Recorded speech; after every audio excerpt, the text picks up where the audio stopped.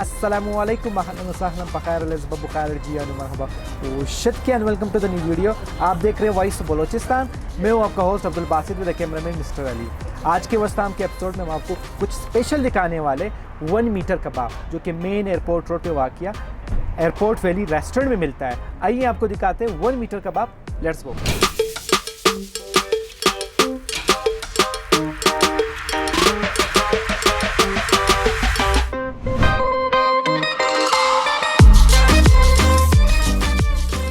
अस्सलामुअलैकुम सर। वालेकुम सलाम। सर कैसे हैं आप? अल्हम्दुलिल्लाह।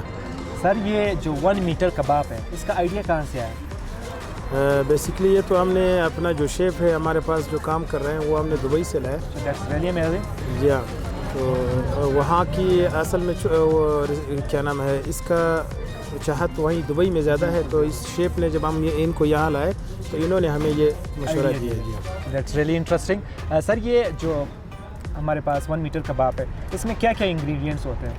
यार इसमें ख़ास कोई वो नहीं है, रेसिपी तो शेफ़ की है, लेकिन इसमें सिर्फ ये है कि बिल्कुल साफ़ शफाफ मटन इसमें हम लोग वो करते हैं, मटन। अच्छा सर। सर पब्लिक रिस्पांस की बात करें तो पब्लिक का कैसा रिस्पांस है टुवर्ड 1 मीटर कबाब? यार माशाल्लाह अल्हम्दुलिल्लाह बहुत ज़बरदस्त।